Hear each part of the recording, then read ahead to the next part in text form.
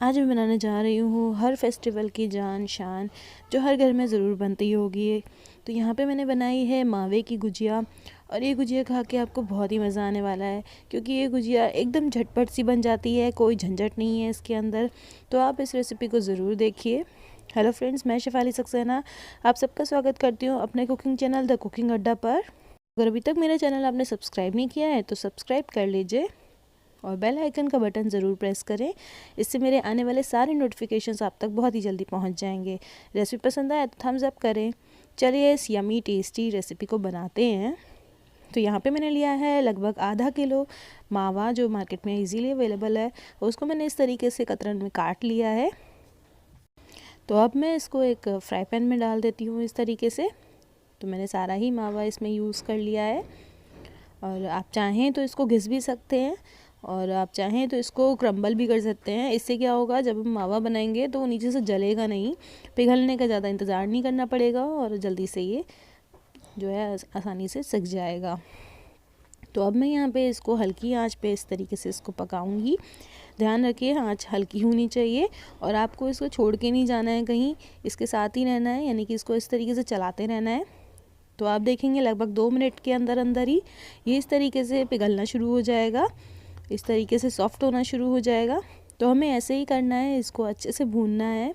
इससे क्या होगा, जब हम मावे को भरेंगे करंजी में या फिर कह लें कि गुजिया के अंदर, तो जो मावा है वो ख़राब नहीं होगा, गुजिया 8 से 10 दिन तक चल जाएगी। तो मैं इस तरीके से आपको बिल्कुल अच्छे से भून लेना है। मैंने भी इसी तरीके से भून रही हूँ इसको। तो हल्के हाथों से आपको अच्छे से भून लेना है। जितने भी हमने पीसेस करे थे छोटे छोटे, वो अच्छे से पिघल जाने चाहिए। तो अब आप देखेंगे अच्छे से ये इस तरीके से एक सार हो गया है ये। और अब हम इसको भूनेंगे हल्की आंच पे, और इस तरीके से चलाते जाएंगे। आप देखेंगे कि यहाँ पे देसी घी जो होता है वो थोड़ा अलग हो रहा है, तो ये बहुत अच्छा साइन होता है कि मावा बहुत अच्छा है, इसका मतलब। तो अब ये जैसे भून रहा है, तो मैं अब इसको निकाल लेती हूँ प्लेट के अंदर। तो लगभग मैंने यहाँ पे 10 से 15 मिनट के लिए भूना है इसको, और ये बहुत अच्छे से भुन गया है। हल्के हल्के से ब्राउनिंग भी हुई है इसके अंदर, थोड़ा सा कलर भी चेंज हो गया है। और इसको मैं ठंडा करने रख देती हूँ।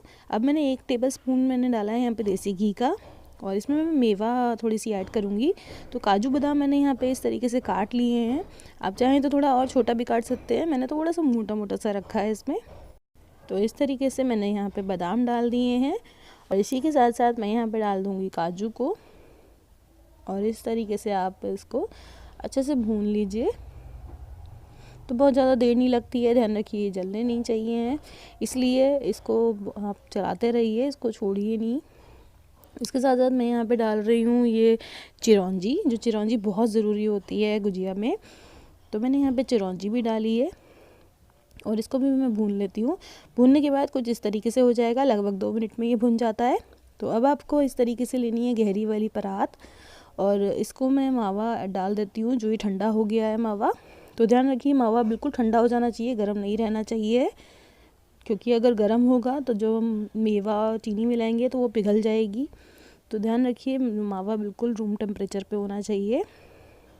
और अब मैं इसको इस तरीके से क्रम्बल कर देती हूँ मावे को, तो ये बहुत आसानी से क्रम्बल भी हो जाएगा, बिल्कुल इसी तरीके से। और अब मैं यहाँ पे डालती हूँ मेवा जो मैंने भूनी थी, इसके साथ साथ मैं यहाँ पे किशमिश भी डाल रही हूँ। तो मेवा किशमिश आपके ऊपर डिपेंड है, आपको बहुत सारी डालनी है या थोड़ी कम डालनी है। और ये है 1 कटोरी पूरा भर के मैंने लिया है नारियल का बुरादा। अगर आपके पास सूखा हुआ नारियल है तो उसको आप घिस के डाल सकते हैं। मैंने यहाँ पे नारियल का बुरादा यूज़ किया है, और इसको मैं अच्छे से क्रम्बल कर लेती हूँ इसके साथ, ताकि नारियल का बुरादा और मावा अच्छे से ना कंबाइन हो जाए इस तरीके से। तो मैंने बाकी बचा हुआ भी नारियल का बुरादा इसमें ऐड कर दिया है, और इसको मैं अच्छे से मिक्स कर लेती हूँ इस तरीके से। तो अब मैं यहाँ पे डाल रही हूँ 1 कप भर के, ये है चीनी पिसी हुई, यानी कि बूरा। आप या तो मार्केट से बूरा ले लीजिए या फिर चीनी को घर में ही पीस सकते हैं। तो यहाँ पे मैंने 1 कप पूरा भर के चीनी ली है। अगर आपकी चीनी थोड़ी मीठी कम है तो आप थोड़ा ज़्यादा भी डाल सकते हैं, लेकिन ये 1 कप पूरा जो है ये काफ़ी रहता है। तो इसको भी मैं अच्छे से मिक्स कर लेती हूँ इसमें। इसके साथ साथ मैं थोड़ी सी इलायची भी ऐड कर रही हूँ, और इसको भी अच्छे से मिक्स कर देती हूँ। तो लगभग 4 से 5 मैंने इलायची यहाँ पे डाली है, और इसको मैं अच्छे से मिक्स कर देती हूँ। तो अब आप देखेंगे कि अच्छे से ये भुरभुरी हो गई है, कहीं से कोई क्रम्बल नहीं होना चाहिए। जैसे ये मोटा सा पीस है, इसको मैं इस तरीके से कर देती हूँ। अब मैं लेती हूँ यहाँ पे 2.5 कप मैदा, या मैंने बड़ा कप लिया है 2.5, और इसको मैं थोड़ी सी जगह बना लेती हूँ इस तरीके से। इसके साथ साथ मैं यहाँ पे डाल रही हूँ घी। ये गरम घी है, तो इस बात का ज़रूर ध्यान रखिए कि ठंडा घी नहीं डालना है, गरम घी ही यूज़ करें यहाँ पे इसके अंदर, बहुत खस्तापन लाने के लिए। ये देखिए जैसे आप डालेंगे इस तरीके से बबल्स आ रहे हैं, ये बहुत ही गर्म घी है, तो इस बात का ज़रूर ध्यान रखें। खस्तापन चाहिए तो गर्म घी आपको बहुत ज़रूरी है इसमें डालना। तो लगभग मैंने आधी कटोरी गर्म घी इसमें डाला है इस तरीके से। और इसको मैं क्या करूँगी, हाथों से इस तरीके से कर लूँगी। आप चाहें तो यहाँ चम्मच भी यूज़ कर सकते हैं, क्योंकि घी बहुत गर्म होता है। तो यहाँ पे बहुत हल्के हाथों से ही आपको बच के इसको इस तरीके से क्रम्बल करना है और इसको एक साथ कर देना है। यानी कि जो घी है और मैदा को आपको अच्छे से मिक्स कर लेना है, बिल्कुल इसी तरीके से। तो बहुत आसानी से, बहुत मिनटों में हो जाता है ये काम। तो अब आप देखेंगे मैं इस तरीके से मुट्ठी बना रही हूँ, तो ये अच्छे से शेप बन रही है, इसकी होल्ड कर रहा है। तो मुझे इतना ही घी चाहिए इसको खस्तापन लाने के लिए, कि इस तरीके से मैं मुट्ठी बनाऊँ और ये शेप इसकी होल्ड हो जाए। तो अब मैं क्या करूँगी, इसमें यहाँ पे नॉर्मल पानी ले लेके, यानी कि थोड़ा थोड़ा पानी लेके इसको मैं अच्छे से गूंद लेती हूँ आटा। एक बिल्कुल सॉफ्ट डो बनाना है, बहुत ज़्यादा हार्ड नहीं होना चाहिए। तो थोड़ा सा पानी लेके आप इस तरीके से डो बनाते जाइए, और ज़रूरत पड़े तो और पानी ले लीजिए। एक साथ पानी डालेंगे तो ढीला हो सकता है आटा। तो अब जब ये बनके तैयार हो गया है इस तरीके से, अब नेक्स्ट प्रोसेस शुरू करते हैं हम गुजिया बनाने का। तो यहाँ पे मैंने लिया है ये इस तरीके से स्लरी, यानी कि 1 चम्मच मैदा और पानी को मिला के मैंने स्लरी बना ली है, जैसे हम बनाते ही हैं। और अब एक मैं ये इस तरीके से तोड़ लेती हूँ इसके पेड़े, और इस तरीके से मैं इसको अच्छे से गोल कर लेती हूँ, रोल कर लेते हैं इसको। तो ध्यान रखिए चकला बेलन दोनों को आपको अच्छे से घी लगा लेना है, ताकि ये चिपके ना। और इस तरीके से मैंने एक पेड़ा लिया है, इसको मैं बेल लेती हूँ अच्छे से। तो ध्यान रखिए सूखा आटा हमें यूज़ नहीं करना है, सूखे आटे की जगह हमें यहाँ पे घी ही यूज़ करना है। तो आप चाहें तो वनस्पति घी ले सकते हैं या देसी घी ले सकते हैं, और इसको इस तरीके से बेलना है। ध्यान रखिए कि बहुत ज़्यादा मोटी नहीं होनी चाहिए, लेकिन बहुत ज़्यादा पतली भी नहीं होनी चाहिए। तो ये आपके ऊपर डिपेंड करता है। और अब मेरे पास है यहाँ पे इस तरीके से मोल्ड ये बनाने वाला, तो आप मोल्ड से भी बना सकते हैं, बहुत आसानी से बन जाता है, और ये मोल्ड हर जगह अवेलेबल भी होता है। तो मैं इस तरीके से इसके ऊपर प्लेस कर देती हूँ।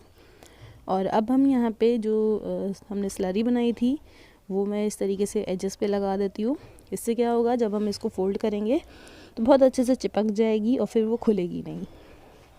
तो इसके साथ साथ अब मेरे पास ये जो मिक्सचर मैंने बनाया था ये भी मैं इसमें ऐड कर देती हूँ इस तरीके से। तो अच्छी सी क्वांटिटी आप इसके अंदर फिल कर लीजिए, सारे मेवे ज़रूर आने चाहिए। और इस तरीके से मैं इसको क्लोज़ कर देती हूँ। क्लोज़ करने के बाद इस तरीके से आप देखेंगे एजेस को मैं प्रेस कर रही हूँ, इससे सारी एजेस क्लीन हो जाएंगी, और फिर जो एक्स्ट्रा है वो मैं इस तरीके से निकाल देती हूँ, और ये एक्स्ट्रा काम आ जाएगा आगे की बनाने के लिए।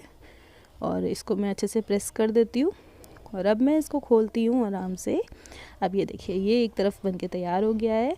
अब इस तरीके से ये एक गुजिया बनके तैयार हो गई है।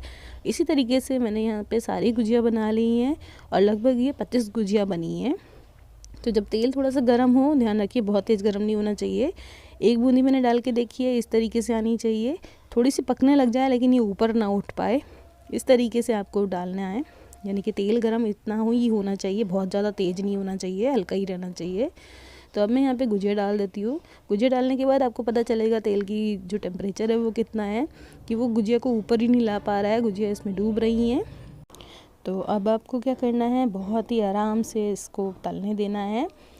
अब हल्के हल्के बुलबुले आने लग जाएंगे, गैस की आंच आपको हल्की ही रहने देनी है। और इसी तरीके से ये धीरे धीरे जब ये पकेगा तो जो गुजिया है वो थोड़ी ऊपर आने लग जाएगी और हल्की हल्की सी फूलने लग जाएगी। इस मोमेंट पे आपको इसको पलट लेना होगा। तो आप इसको पलटते जाइए और इस तरीके से ये बनती चली जाएगी। तो लगभग 5 से 10 मिनट के बाद आप देखेंगे गुजिया इस तरीके से बनके तैयार हो गई है, हल्की हल्की ब्राउनिंग आ गई है। इस तरीके से एजेस जो हैं उसके थोड़े से करारे हो जाएंगे। तो अब मैं ये गुजिया अलग से निकाल लेती हूँ। ये देखिए अच्छे से ब्राउन हो गई है, अच्छे से बन के तैयार हो गई है। और जो फुटकियाँ पड़ती हैं वो भी नहीं पड़ी हैं, क्योंकि गैस बिल्कुल हल्की हमने आंच पे इसको तला है, इसलिए जो फुटकी फुटकी सी पड़ जाती है वो नहीं पड़ी है। और गुजियों का करारापन, खस्तापन बिल्कुल वैसे ही है। तो ये बन के तैयार हो गई मेरी 25 गुजिया, और ये तो बिल्कुल रेडी हो गई है। तो अब मैं ये गुजिया निकाल के आपको दिखाती हूँ। इस तरीके से देखिए कितना खस्ता करारी एकदम बिल्कुल बढ़िया सी बन के तैयार हुई है। और अब ये देखिए, तो इसकी ब्राउनिंग भी बिल्कुल परफेक्ट है, बिल्कुल करारी है। जब मैं इसको तोड़ती हूँ इस तरीके से तो इतनी आसानी से टूट गई है ये, इतनी अच्छी टेस्टी। अंदर का जो मावा है वो देखिए चारों तरफ गुजिया के लगा हुआ है, और अंदर से जो मेवे हैं वो भी झाँक रही हैं। तो रेसिपी पसंद आए मुझे ज़रूर बताइएगा, घर में ज़रूर ट्राई कीजिएगा। हैप्पी होली।